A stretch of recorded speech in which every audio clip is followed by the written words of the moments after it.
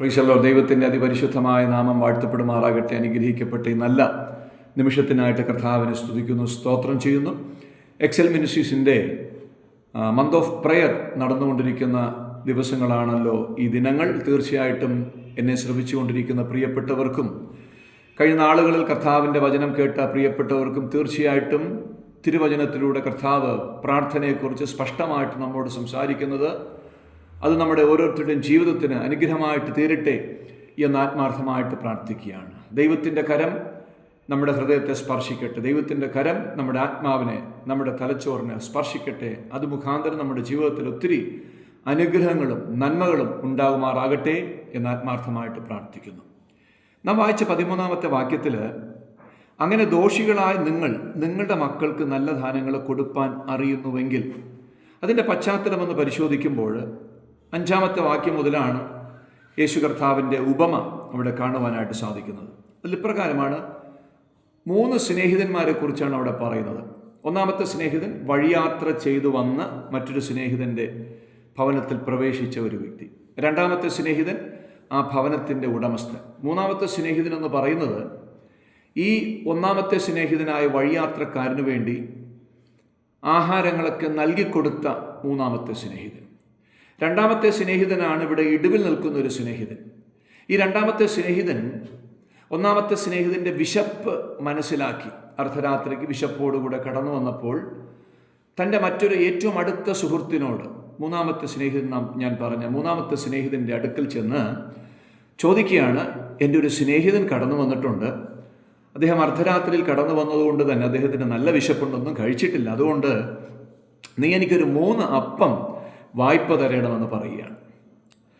ആ സ്നേഹിതൻ ഉടനെ ചില ഒഴിവ് കഴിവുകൾ പറയുകയാണ്. ഞാൻ ഉറങ്ങിക്കിടക്കുകയാണ്, എനിക്ക് പറ്റത്തില്ല, കഥ കടച്ചിരിക്കുകയാണ്, പൈതങ്ങൾ എന്നോടുകൂടെ കിടക്കുന്നുണ്ട്, എഴുന്നേറ്റ് തരാൻ എനിക്ക് കഴിയത്തില്ല എന്നൊക്കെ ഒത്തിരി ഒഴിവ് കഴിവുകൾ പറയുന്ന ഒരു സ്നേഹിതനെയാണ് അവിടെ കാണുവാൻ സാധിക്കുന്നത്. ഇവർ 3 പേരും വളരെ ഉറ്റ സുഹൃത്തുക്കളാണെന്ന് ഈ ഉപമയിലൂടെ മനസ്സിലാക്കാൻ സാധിക്കും. കാരണം സാധാരണയായിട്ട് അർദ്ധരാത്രിയിൽ ഒരു സ്നേഹിതൻ മറ്റൊരു സ്നേഹിതൻ്റെ ഭവനത്തിലേക്ക് കടന്നു പോകണമെങ്കിൽ അത്രമാത്രം ഉറ്റ സുഹൃത്തുക്കളായിരിക്കും. 1-ാമത്തെ സ്നേഹിതൻ 2-ാമത്തെ സ്നേഹിതൻ്റെ ഭവനത്തിലേക്ക് കടന്നു വന്നപ്പോൾ അർദ്ധരാത്രിയാണ്. അതേ സമയത്ത് തന്നെയാണ് 3-ാമത്തെ സ്നേഹിതൻ്റെ ഭവനത്തിലേക്ക് 2-ാമത്തെ സ്നേഹിതൻ കടന്നു പോകുന്നത്.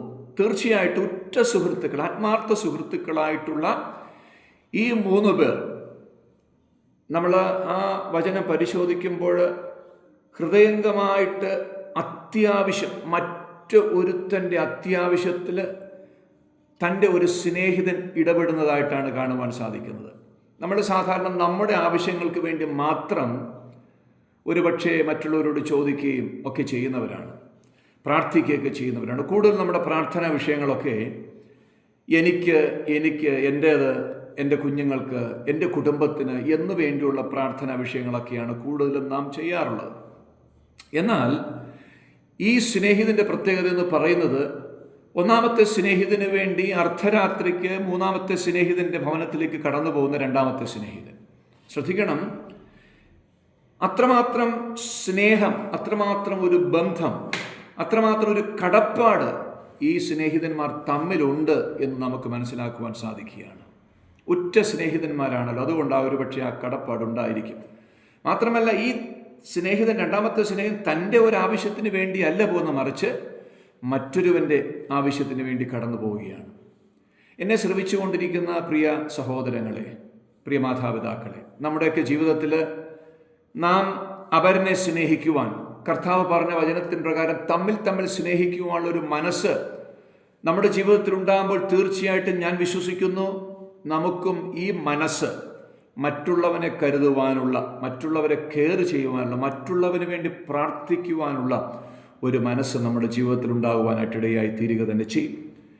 ഈ 2-ാമത്തെ സ്നേഹിതൻ അപ്രകാരം 3-ാമത്തെ സ്നേഹിതൻ്റെ ഭവനത്തിലേക്ക് കടന്നതെന്ന് പറയുകയാണ്, ചോദിക്കുകയാണ്, എനിക്കൊരു 3 അപ്പം വായ്പ തരണം, എൻ്റെ ഒരു സ്നേഹിതൻ വിശന്ന് വന്നിരിക്കുകയാണ്. അപ്പോൾ 3-ാമത്തെ സ്നേഹിതൻ കുറേ ഒഴിവ് കഴിവുകൾ പറയുകയാണ്. എന്താ പറയുന്ന ആ സ്നേഹിതൻ പറയുന്ന ഒഴിവ് കഴിവുകൾ? അവിടെ വായിക്കുന്ന പ്രകാരം, എന്നെ പ്രയാസപ്പെടുത്തരുത്, കതക് അടച്ചിരിക്കുന്നു, പൈതങ്ങളും എന്നോടുകൂടെ കിടക്കുന്നു, എഴുന്നേറ്റ് തരുവാൻ എനിക്ക് കഴിയില്ല. 4 എക്സ്ക്യൂസുകൾ പറയുകയാണ്, ഒഴിവൊഴികൾ പറയുകയാണ്. നോക്കണം, അത്രമാത്രം അടുത്ത സ്നേഹിതനാണ് രണ്ടാമത്തെ സ്നേഹിതൻ. എന്നിട്ടും തൻ്റെ കുടുംബത്തെ കെയർ ചെയ്യുന്ന ഒരു സ്നേഹിതനെയാണ് മൂന്നാമത്തെ സ്നേഹിതനായിട്ട് കാണുവാൻ സാധിക്കുന്നത്. ഞാൻ പറയട്ടെ പ്രിയ ദൈവമക്കളെ, എന്നാൽ ഈ മൂന്നാമത്തെ സ്നേഹിതൻ തൻ്റെ രണ്ടാമത്തെ, അതായത് തൻ്റെ അടുക്കൽ വന്ന സ്നേഹിതനോട് തീർച്ചയായിട്ടും 4 വിധത്തിലുള്ള എക്സ്ക്യൂസുകൾ പറയുന്നുണ്ടെങ്കിലും പിന്നത്തേതിൽ അദ്ദേഹത്തിന് എടുത്തു കൊടുക്കുന്നതാണ് കാണുവാൻ സാധിക്കുന്നത്. അവിടെ വായിക്കുന്ന ഇപ്രകാരമാണ്: അവൻ സ്നേഹിതനാകൊണ്ട് എഴുന്നേറ്റ് അവന് കൊടുക്കയില്ലെങ്കിലും എന്നാണ്. മനസ്സിലാക്കണം, എന്താണ്? അവൻ സ്നേഹിതനാകൊണ്ട് അവന് എഴുന്നേറ്റ് കൊടുക്കയില്ല. ഒരുപക്ഷെ നമ്മൾ അറിയാതെയൊക്കെ ഒരുപക്ഷെ വായിച്ചു പോയിട്ടുണ്ട്. അവൻ സ്നേഹിതനായതുകൊണ്ട് എടുത്തു കൊടുത്തു. അങ്ങനെയല്ല. അവൻ സ്നേഹിതനായതുകൊണ്ട് അവന് എടുത്തു കൊടുക്കയില്ല എങ്കിലും, അല്ലെങ്കിൽ കൊടുക്കയില്ലെങ്കിലും അവൻ ലജ്ജ കൂടാതെ മുട്ടിക്ക നിമിത്തം, എന്താണ്? അവൻ ലജ്ജ കൂടാതെ മുട്ടിക്ക നിമിത്തം എന്ത് ചെയ്യുമെന്നാണ്? അവന് എഴുന്നേറ്റ് വേണ്ടുവോളം കൊടുക്കുമെന്നാണ്. ഹല്ലേലൂയ. 3 അപ്പമാണ് സ്നേഹിതൻ വായ്പ ചോദിച്ചത്. എന്നാൽ ഇവിടെ ഈ മൂന്നാമത്തെ സ്നേഹിതൻ, നമുക്കിപ്രകാരം ചിന്തിക്കാം. ആ മൂന്നാമത്തെ സ്നേഹിതൻ എന്ന് പറഞ്ഞാൽ നമ്മുടെ പിതാവായ ദൈവമാണ്. ആ മൂന്നാമത്തെ സ്നേഹിതൻ്റെ കയ്യിൽ ഒന്നിനും കുറവില്ല. പക്ഷെ ഒരു കാര്യം ആ പിതാവ് പറയുകയാണ്, ഇതാ ഈ കുടുംബവും കുഞ്ഞുങ്ങളൊക്കെ നോക്കേണ്ട ഉത്തരവാദിത്വം എനിക്കുണ്ട്. എൻ്റെ കുഞ്ഞുങ്ങളുണ്ട്, എൻ്റെ കുടുംബങ്ങളുണ്ട്, നീ എൻ്റെ സ്നേഹിതനാണ്. അപ്പോൾ തന്നെ എനിക്ക് പ്രാധാന്യം അർഹിക്കുന്ന ചില കാര്യങ്ങളുണ്ട്. ഒരുപക്ഷെ നമുക്ക് ഇസ്രായേൽ ജനങ്ങളെക്കുറിച്ച് അപ്രകാരം ചിന്തിക്കാം. എന്നാൽ ഇവൻ ലജ്ജ കൂടാതെ മുട്ടിക്കൊണ്ടേയിരിക്കുന്നത് കൊണ്ട്, ലജ്ജ കൂടാതെ മുട്ടിക്കൊണ്ടേയിരിക്കുന്നു. ഒരുപക്ഷെ നമ്മൾ ഈ ജൽപ്പനങ്ങളെന്നൊക്കെ പറയുന്ന ആ അർത്ഥത്തിലല്ല ഇവിടെ പറഞ്ഞിരിക്കുന്നത്. ജൽപ്പനങ്ങളെന്ന് പറയുന്നത് ആവശ്യമില്ലാത്ത കാര്യത്തിന് വേണ്ടി, ദൈവത്തിൻ്റെ ഹിതമല്ലാത്ത കാര്യത്തിന് വേണ്ടി പ്രാർത്ഥിച്ചു കൊണ്ടേയിരിക്കുന്നതാണ് ജൽപ്പനം. ഇവിടെ ആവശ്യമെന്ന് പറയുന്നത് തൻ്റെ സ്നേഹിതന് വേണ്ടി അവൻ്റെ വിശപ്പിൻ്റെ ആവശ്യമാണ്. അതെ, ഈ ലോകത്തിലെ മനുഷ്യന് ഏറ്റവും അത്യാവശ്യമെന്ന് പറയുന്നത് അവന് ആഹാരമാണ്, അല്ലേ? വെള്ളമാണ്. അവന് ജീവിക്കുവാൻ ആവശ്യമായിട്ടുള്ള ആഹാരവും വെള്ളവും കൊടുക്കുന്നതിനേക്കാൾ അപ്പുറമായിട്ട് മറ്റൊരു ബന്ധമില്ല. അപ്പോൾ ഈ മൂന്നാമത്തെ സ്നേഹിതനെന്ന് ഞാൻ ചിന്തിക്കുന്ന പിതാവായ ദൈവം അവൻ മുട്ടിക്കൊണ്ടേയിരിക്കുന്നത് കൊണ്ട്, കാരണം പിതാവിനറിയാം, ദൈവത്തിനറിയാം ഇത് അത്യാവശ്യമാണ്. ഹല്ലേലൂയ. ഇത് അത്യാവശ്യമായത് ആണ് എന്നുള്ളത് പിതാവിന് അറിയാമെന്നുള്ളത് കൊണ്ട് 3 അല്ല 30 അല്ല 300ഓളം കൊടുക്കുവാൻ അവൻ സന്നദ്ധനാണ്. എന്നെ കേട്ടുകൊണ്ടിരിക്കുന്ന പ്രിയ സഹോദരങ്ങളെ, നമ്മുടെ പ്രാർത്ഥനകൾ നമ്മുടെ ആവശ്യങ്ങൾ അനുസരിച്ചാണ് ദൈവം നമുക്ക് നൽകുന്നത്.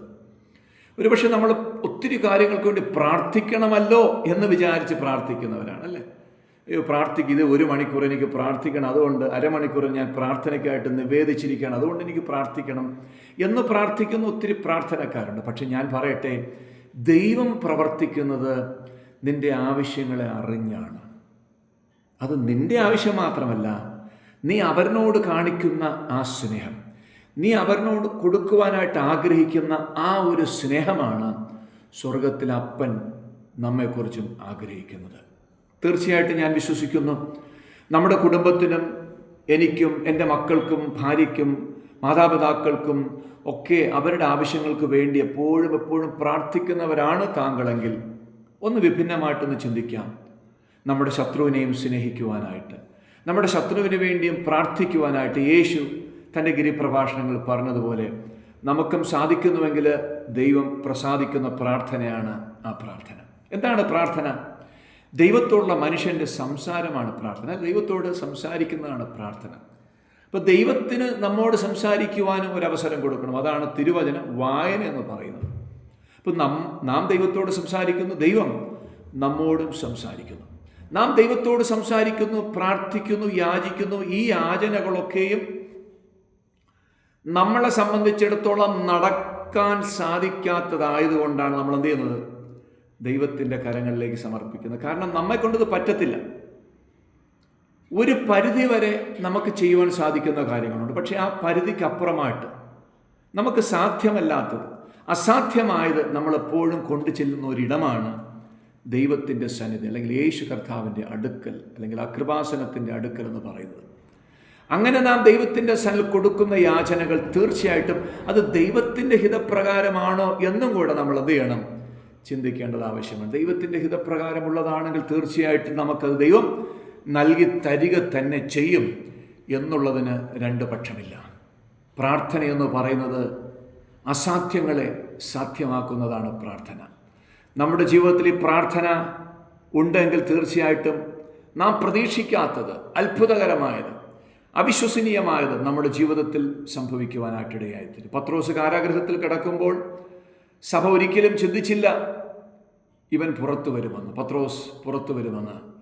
അത്ഭുതകരമായിട്ടൊരു വിടുതൽ കാരാഗൃഹത്തിൽ നിന്ന് ലഭിക്കുമെന്ന് സഭ ഒരുപക്ഷെ വിശ്വസിച്ചില്ല. എന്നാൽ ആ പ്രാർത്ഥന, അല്ലേ, അവിടെ എഴുതിയിരിക്കുന്ന പ്രകാരം സഭ ശ്രദ്ധയോടെ പ്രാർത്ഥിച്ചു എന്നാണ്. പക്ഷേ ദൈവത്തിൻ്റെ പ്രവൃത്തി നാം ശ്രദ്ധയോടെ പ്രാർത്ഥിക്കുമ്പോൾ ദൈവം ചെയ്യുക തന്നെ ചെയ്യും. വിശ്വാസത്തിനൊരു ലിമിറ്റ് അവിടെ ഈ സഭയ്ക്കുണ്ടായിരുന്നുവെങ്കിലും അവരുടെ ശ്രദ്ധയോടെ പ്രാർത്ഥനയുള്ളതുകൊണ്ട് അത് നടക്കുവാനായിട്ടിടയായി തീർന്നു. പത്രോസ് കാരാഗൃഹത്തിൽ നിന്ന് പുറത്തു വരുവാനായിട്ടിടയായി. ഈ വേദഭാഗത്തിൽ നാം മുന്നോട്ട് വായിക്കുമ്പോൾ അവിടെ മറ്റൊരു കാര്യം കൂടെ പ്രാർത്ഥനയെക്കുറിച്ച് പറയുകയാണ്. 3 കാര്യങ്ങൾ, 9-10 വാക്യങ്ങൾ. യാചിപ്പിൻ എന്നാൽ നിങ്ങൾക്ക് കിട്ടും, അന്വേഷിപ്പിൻ എന്നാൽ നിങ്ങൾ കണ്ടെത്തും, മുട്ടുവിൻ എന്നാൽ നിങ്ങൾക്ക് തുറക്കും. യാചിക്കുന്നവന് ഏവനും ലഭിക്കുന്നു, അന്വേഷിക്കുന്നവനും കണ്ടെത്തുന്നു, മുട്ടുന്നവന് തുറക്കുമെന്ന് ഞാൻ നിങ്ങളോട് പറയുന്നു. 3 കാര്യങ്ങളാണ്. ചിലരൊക്കെ പ്രാർത്ഥനയ്ക്ക് മാത്രം പ്രാധാന്യം കൊടുക്കും, അവരായിട്ടൊന്നും ചെയ്യത്തില്ല. 100% ദൈവം നോക്കിക്കോളും. തീർച്ചയായിട്ടും ദൈവം 100% അല്ല 110% ചെയ്യുവാൻ ശക്തനാണ്. പക്ഷെ ഒരു കാര്യം, നാം ചെയ്യേണ്ട ഉത്തരവാദിത്തങ്ങൾ നാം ചെയ്യണം. യാചിപ്പിൻ, അത് പ്രാർത്ഥനയെ കാണിക്കുന്നതാണ്. ഒരുവന് നല്ല വിദ്യാഭ്യാസമെല്ലാം കഴിഞ്ഞിട്ട് അദ്ദേഹത്തിന് ജോലി ലഭിക്കുന്നില്ല, അദ്ദേഹം പ്രാർത്ഥിച്ചുകൊണ്ടിരിക്കുക, നിരന്തരമായിട്ട് പ്രാർത്ഥനയുണ്ട്, പക്ഷേ എന്ത് കിട്ടുന്നില്ല? ജോലി കിട്ടുന്നില്ല.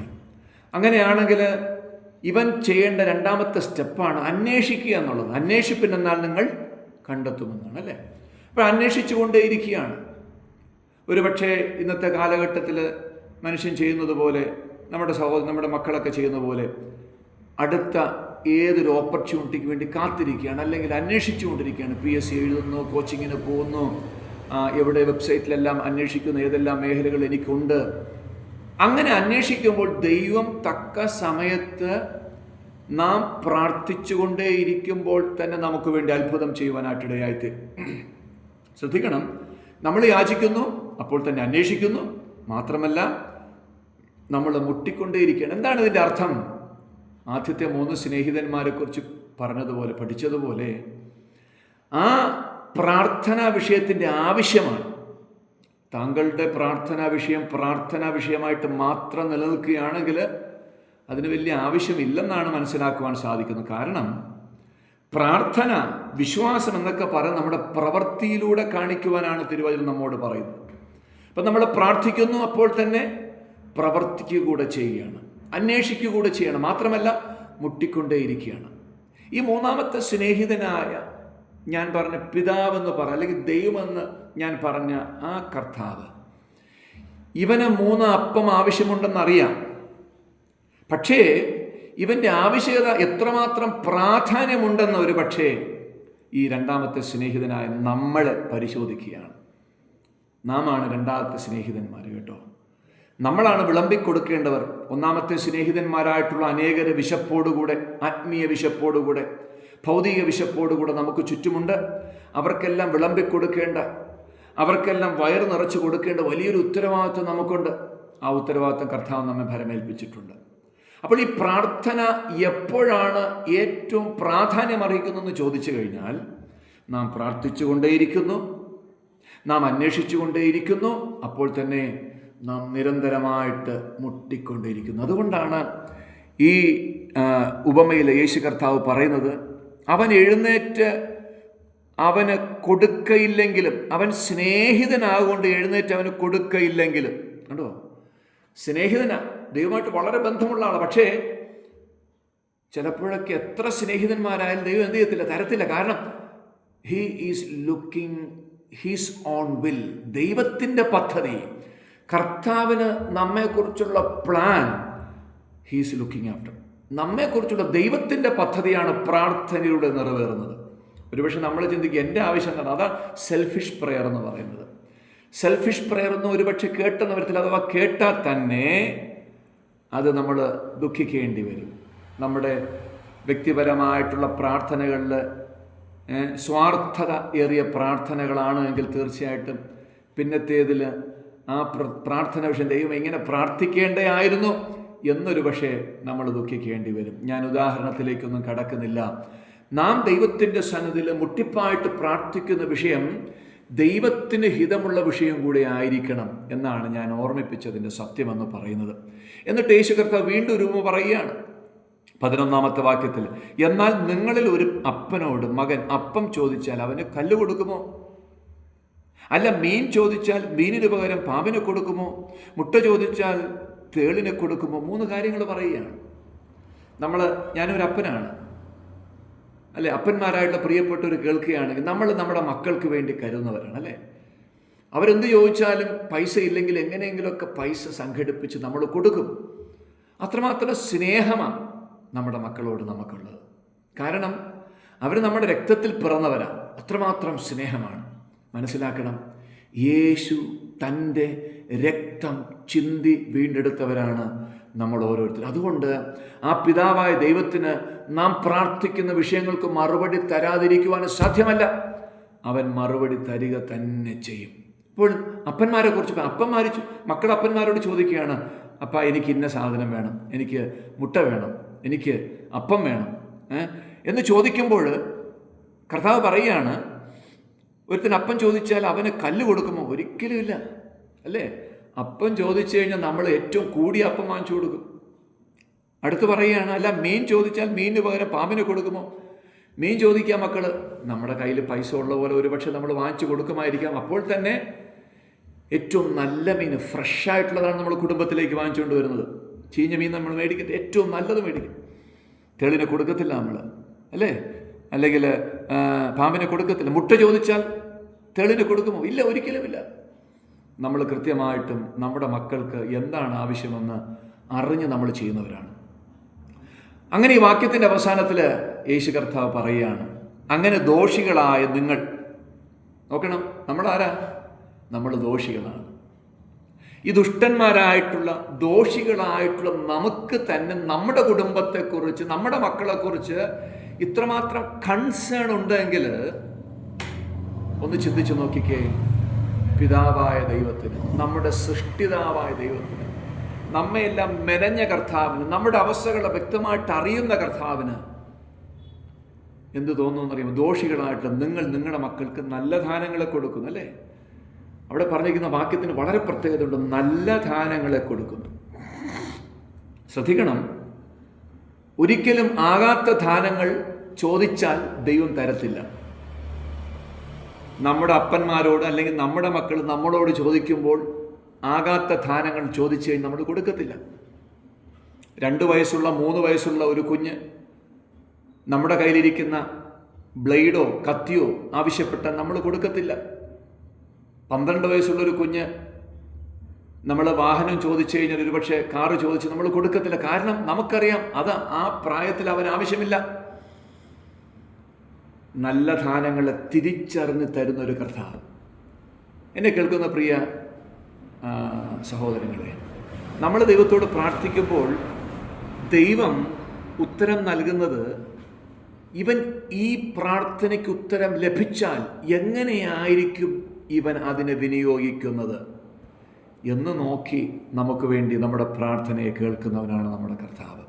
അങ്ങനെയാണെങ്കിൽ തീർച്ചയായിട്ടും അവൻ ദോഷങ്ങളായിട്ട് ഒന്നും നമുക്ക് വേണ്ടി ചെയ്യുന്നവനല്ല, അവൻ ഏറ്റവും നല്ല ദാനത്തെ തരുന്നവനാണ്. ഇവിടെ പറയുകയാണ്, ദോഷികളായിട്ടുള്ള നിങ്ങൾ നിങ്ങളുടെ മക്കൾക്ക് നല്ല ദാനങ്ങൾ കൊടുക്കുന്നുവെങ്കിൽ സ്വർഗസ്വനായ എൻ്റെ പിതാവ് തന്നോട് ചോദിക്കുന്നവർക്ക്, മത്തായിൽ പറയുന്നു, നന്മകളെ എത്ര അധികം കൊടുക്കുമെന്ന്. ലൂക്കോസിൽ പറയുന്നു, പരിശുദ്ധാത്മാവിനെ എത്ര അധികം കൊടുക്കുമെന്ന്. കാര്യം എന്താ? ഈ ഭൂമിയിൽ നമ്മുടെ ആവശ്യമനുസരിച്ച്, നമ്മുടെ അവസ്ഥയനുസരിച്ച് നമ്മെ മുൻപോട്ട് നയിക്കുവാൻ സാധിക്കുന്നത് ഒരേ ഒരു വ്യക്തിക്ക് മാത്രമാണ്, അത് പരിശുദ്ധാത്മാവിനാണ്. തിരുവചനത്തിൽ യേശു കർത്താവ് പറയുകയാണ്, ഞാൻ പോകുന്ന നിങ്ങൾക്ക് പ്രയോജനം ഞാൻ പോകാഞ്ഞാൽ കാര്യസ്ഥൻ നിങ്ങളുടെ അടുക്കൽ വരികയില്ല, കാര്യസ്ഥൻ വന്നു കഴിഞ്ഞാൽ നിങ്ങളെ സകല സത്യത്തിലും വഴി നടത്തുമെന്നാണ്.